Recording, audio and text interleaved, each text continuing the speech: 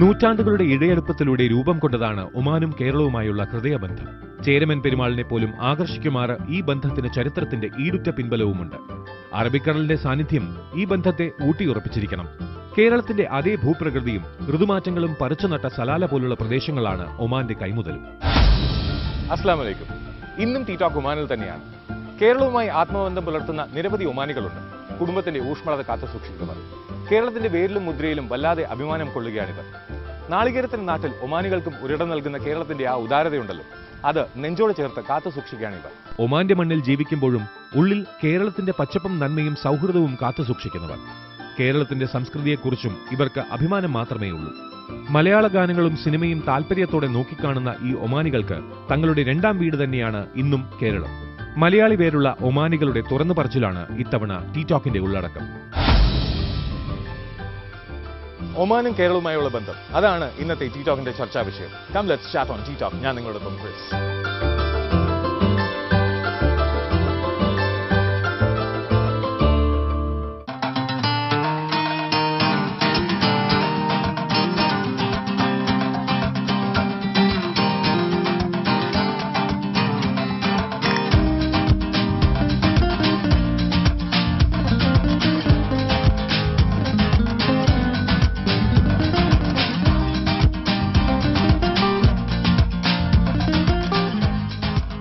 ഇന്ന് ടീടോക്കിൽ നമ്മോടൊപ്പം doctor PK Hamza, Muscat നഗരത്തിലെ ആദ്യകാല ഇന്ത്യൻ ഡോക്ടർമാരിൽ ഒരാൾ. തൃശൂർ ജില്ലയിലെ ചാവക്കാട് സ്വദേശി. 1975 ഇദ്ദേഹം ഒമാനിലെത്തുന്നത്. 2002 ഒമാൻ പൗരത്വം ലഭിച്ചു. ഹംസ ജനറൽ ക്ലിനിക് എന്ന പേരിൽ മസ്കറ്റിൽ സ്വന്തം ആതുരാലയം നടത്തുകയാണ് doctor Hamsa. Doctor KP Raman, മസ്കറ്റിലെ അറിയപ്പെടുന്ന ഹൃദ്രോഗ വിദഗ്ധൻ. കന്യാകുമാരി സ്വദേശിയായ ഇദ്ദേഹം 1989 ഒമാനിലെത്തുന്നത്. തിരുവനന്തപുരം ശ്രീ ചിത്ര മെഡിക്കൽ സെന്ററിൽ ഏറെക്കാലത്തെ സേവനത്തിന് ശേഷമാണ് ഒമാനിലെത്തിയത്. ഇംഗ്ലണ്ടിലായിരുന്നു ഉപരിപഠനം. 2009 ഒമാൻ പൗരത്വം ലഭിച്ചു. 1995 മുതൽ അൽ ഹയാത്ത് ഇന്റർനാഷണൽ ഹോസ്പിറ്റൽ എന്ന പേരിൽ മസ്കറ്റിൽ സ്വന്തം ആശുപത്രി നടത്തുകയാണ് ഡോക്ടർ KP രാമൻ. സുഹറ ഹംസ, ഡോക്ടർ PK ഹംസയുടെ സഹധർമ്മിണി. ഭർത്താവിനൊപ്പം 39 വർഷം മുൻപ് ഒമാനിലെത്തി. എറണാകുളം വെങ്ങോല സ്വദേശിനി. സുവോളജി ബിരുദധാരിയായ സുഹറ കുറിച്ച ഇസ്ലാമിക് കവിതകൾ കൈതപ്രം ദാമോദരൻ നമ്പൂതിരി ആത്മസങ്കീർത്തനങ്ങൾ എന്ന പേരിൽ ഈണമിട്ട് പുറത്തിറക്കിയിട്ടുണ്ട്. ഇപ്പോഴും ഇന്ത്യൻ പൗരത്വത്തിൽ തുടരുകയാണ് സുഹറ. ദീപ രാമൻ, ഡോക്ടർ KP രാമന്റെ പത്നി. ആലപ്പുഴ സ്വദേശിനിയാണ്. ഇന്ത്യൻ നഴ്സറി എന്ന പേരിൽ മസ്കറ്റ് നഗരത്തിൽ 3 വിദ്യാഭ്യാസ സ്ഥാപനങ്ങൾ നടത്തുന്നു ദീപ രാമൻ. ഇപ്പോഴും ഇന്ത്യൻ പൗരത്വത്തിൽ തുടരുന്നു.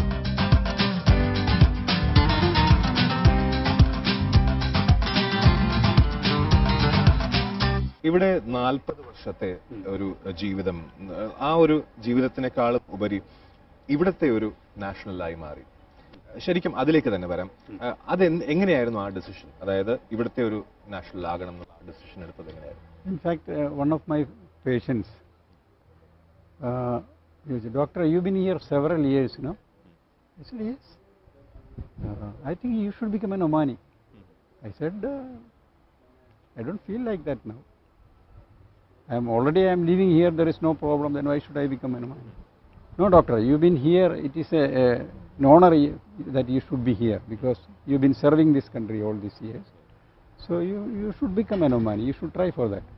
I said, I don't know how to try and all, and I have not decided also. Right. Then later he said, you know, I'll just go and find out what is the thing. Then he went and talked to somebody. He said, this is the thing. You should go to the Ministry of Interior and collect the paper from there, and you apply for that. അത് ആ സമയത്ത് വളരെ കഷ്ടമായിട്ടുള്ള ഒരു procedure ആയിരുന്നു. അല്ല, അന്ന് 15 years ആയിരുന്നു വേണ്ടിയിരുന്നത്. 15 years you should have completed. So I had more than 15 years at that time itself. So he said, you apply. Then I applied. It was there for a long time. Then in between they called for me for this thing. You should submit your passport, he said. So I submitted my passport. They kept the passport for about 3 months or so. They went through that to see whether I have been staying outside and all those things.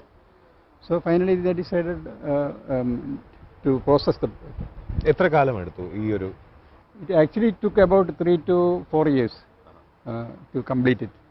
In between, they asked me to appear for an exam, Arabic exam, which I passed. Then I again took about a year or so, I think. Then later I came. ഒരുപക്ഷെ പല ആൾക്കാർക്കും അറിയാത്തൊരു വശത്തിലേക്ക് doctor Raman താങ്കളിലേക്ക് വരാം. ഒരു പ്രൊഫഷണലിന് ഇവിടെ national ആവാൻ അല്ലെങ്കിൽ ഇവിടുത്തെ പാസ്പോർട്ട് റിസീവ് ചെയ്ത് ഇവിടുത്തെ ഒരാളായി തീരാൻ വളരെ എളുപ്പമാണെന്ന് പറയുന്നു. അതിന്റെ ഒരു കാരണം അല്ലെങ്കിൽ ഡോക്ടറിനെ പ്രേരിപ്പിച്ചത് ഇവിടെ നാഷണൽ ആവാൻ വേണ്ടിയിട്ട്? Was there any other reason? For me also, I served 20 years ഞാനിവിടെ വർക്ക് ചെയ്തു. ആദ്യം ഇവിടെ വന്നപ്പോൾ ഒരു 8 years ആയിട്ട് ഗവൺമെൻറ് ഹോസ്പിറ്റലിലെ കാർഡിയോളജിസ്റ്റ് ആയിട്ട് വന്നു. പിന്നെ പ്രൈവറ്റ് ആയിട്ട് ഒരു കാർഡിയോളജി ക്ലിനിക്ക് സ്റ്റാർട്ട് ചെയ്ത് ഗ്രാജുവലായിട്ട് ഞാൻ ഡോക്ടേഴ്സ് സ്പെഷ്യലിസ്റ്റ് ആഡ് ചെയ്ത് അവസാനം ഒരു ഹോസ്പിറ്റലാക്കിയത്. അപ്പോൾ ഇവിടെ നോർമലായിട്ട് ഇവിടെ ബിസിനസ് ചെയ്യണമെങ്കിൽ നിങ്ങൾക്ക് കൂടെ ഒരു ഒമാനി പാർട്ട്ണറിൻ്റെ ആവശ്യം ഉണ്ട്. അപ്പോൾ ഞാൻ വിചാരിച്ചു ഇത്ര we are investing so much money here, it will be safe and nice if everything is in our own name, because ഞാൻ നാട്ടിലിരുന്ന് ഒത്തിരി പ്രോപ്പർട്ടിയൊക്കെ വിറ്റിട്ട് പൈസ കൊണ്ടുവന്ന് ഇവിടെ ഇൻവെസ്റ്റ് ചെയ്ത് ഒരു ഹോസ്പിറ്റൽ ഉണ്ടാക്കിയപ്പോൾ ഞാൻ വിചാരിച്ചു കംപ്ലീറ്റ് എൻ്റെ ഓണർഷിപ്പിൽ ഇരുന്നാൽ കൊള്ളാമല്ലോ എന്ന് വിചാരിച്ചിട്ട് അത് വൺ ഓഫ് ദ റീസൺസ് ഞാൻ അപ്ലൈ ചെയ്യാൻ കാരണം. അതും നേരത്തെ ഡോക്ടർ പറഞ്ഞ പോലെ തന്നെ എത്ര ഒരു 3-4 വർഷത്തെ ടൈം എടുത്തു? എനിക്ക് ഒരു 2 years ആയി. 2 years. ഒരുപക്ഷെ ഇപ്പോഴൊരു രീതി അല്ലെങ്കിൽ നിയമം പറയുന്നത് 20 വർഷത്തിൽ കൂടുതൽ ഉണ്ടെങ്കിൽ മാത്രമേ. പക്ഷേ ഇപ്പോഴും പ്രൊഫഷണൽസിന് കൂടുതൽ പ്രിഫറൻസ് ലഭിക്കുന്നുണ്ട്. I don't know exactly. There are other people also. Even businessmen they have got. Even smaller period also people are getting.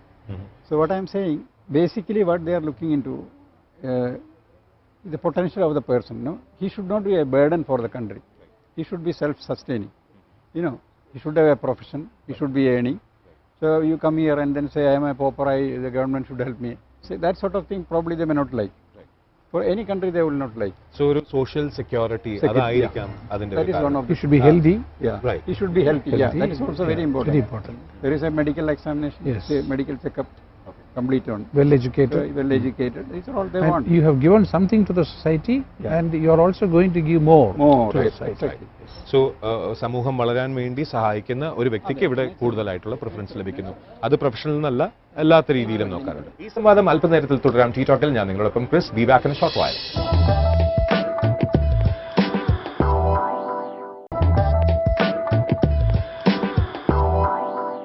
Welcome back to tea talk. ഞാൻ നിങ്ങളോടൊപ്പം ക്രിസ്. നമുക്ക് സംവാദം തുടരാം. സോറ മാം, ഞാൻ ചോദിക്കാൻ ആഗ്രഹിക്കുന്ന വേറൊരു വിഷയം, ഇപ്പോൾ പ്രൊഫഷണൽസ് ആണ്, നാഷണലായി വർക്ക് ചെയ്യുന്നു, ആ ഒരു ഇതിൽ നിന്ന് മാറി ഒരു വീട്ടമ്മ എന്ന രീതിയിൽ ഈ ഒരു നാട്ടിലേക്ക് വരികയും ഇവിടെ നാഷണൽ ആവുകയും ചെയ്യും, ഇവിടുത്തെ ഒരാളായി മാറുകയും ചെയ്യുന്ന ആ ഒരു സമയം അത് എങ്ങനെയായിരുന്നു മാം കണ്ടിരുന്നത്?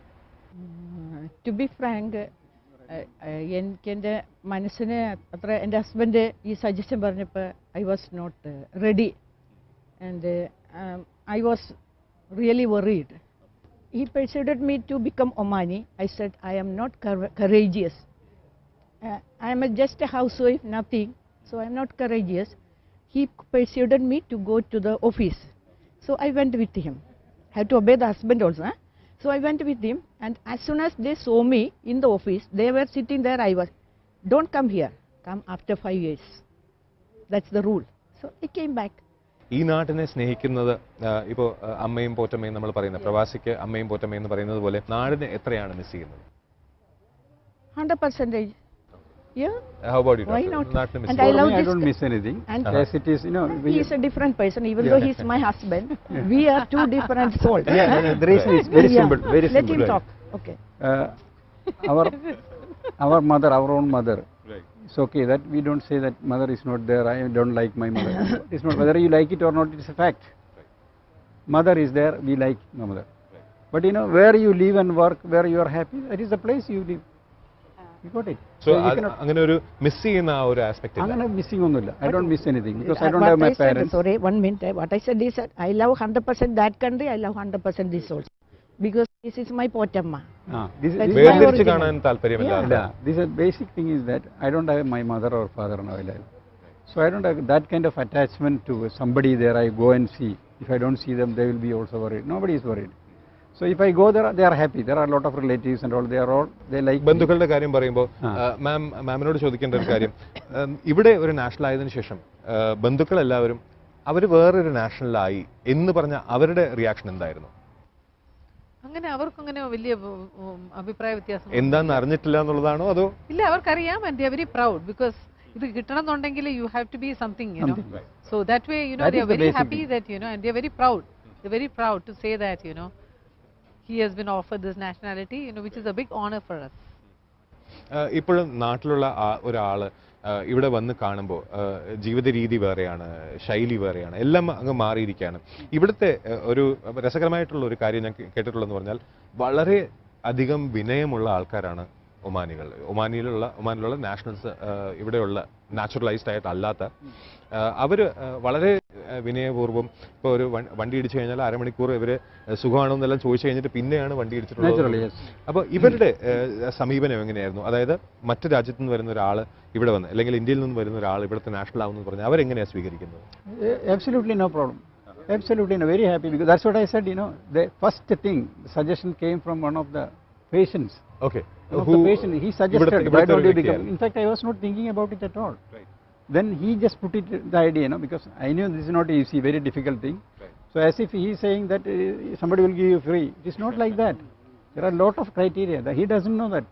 So he just went and inquired. He said, he just apply. First of all, you have to ask for it. Nobody here will, Nobody somebody says that I was offered, Oh, it no, is no, wrong. nothing, That nothing, statement is nothing. wrong. Very You have wrong to ask statement. for it. Only when you ask for it, it will be considered. Yes, that's all. It will be considered. I heard some Omanis telling, Indians becoming Omanis telling, oh, I was directly offered, and then nothing. I know You have to that. ask for it. Correct. The way he was talking. Yes. You would ask for it. I asked for it. Okay. That's the truth. And then you got it. I consider this to be an honor because so many people ask for it.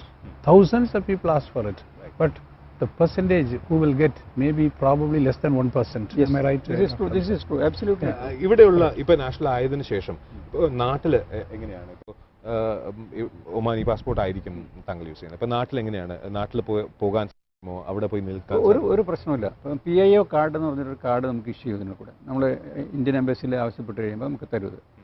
That is first time they are issuing it for 15 years. അപ്പോൾ അത് കിട്ടിക്കഴിഞ്ഞാൽ അത് നമുക്ക് visa പോലെയാണ്. ഈ person of Indian origin person of Indian origin. അപ്പോൾ ഏത് സമയത്ത് വേണമെങ്കിലും നമുക്ക് വേണമെങ്കിൽ പോവാം. അതിന് വേണ്ടി പ്രത്യേക വിസയുടെ ഒന്നും ആവശ്യം വരുന്നില്ല. അതാണ് ഒന്ന്. പിന്നെ നമുക്ക് ബേസിക് റൈറ്റ്സ് ഒക്കെ എല്ലാം ഉണ്ട് മറ്റുള്ളവരെ പോലെ. Except voting rights. Voting rights ഇല്ല. അതുപോലെ ഈ PIO കാർഡ് ഹോൾഡേഴ്സിന് നാട്ടിൽ അഗ്രികൾച്ചറൽ പ്രോപ്പർട്ടി ഓൺ ചെയ്യാൻ പറ്റില്ല. അറിയാലോ? നിലമായിട്ട് പറ്റില്ല. അഗ്രികൾച്ചറൽ പ്രോപ്പർട്ടി ഓൺ ചെയ്യാൻ പറ്റില്ല. അല്ല റിയൽ എസ്റ്റേറ്റ് മറ്റുള്ള കാര്യങ്ങളൊക്കെ ആവാം. ബിസിനസ് ചെയ്യാം. I can practise. I have licence. So I can practise. Okay. So there is no problem as it is.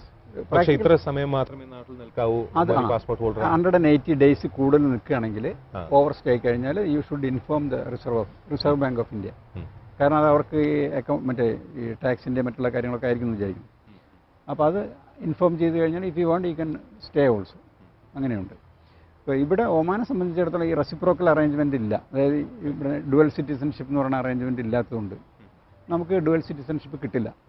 ഇതിപ്പോ ശരിക്കും ഒരു ഇന്ത്യൻ എന്നുള്ള പറയുന്നതാണോ അതോ ഒമാനി എന്ന് പറയുന്നതാണോ മാം ഒരു കൂടുതൽ പ്രൈഡ് ആയിട്ട് തോന്നുന്നത്?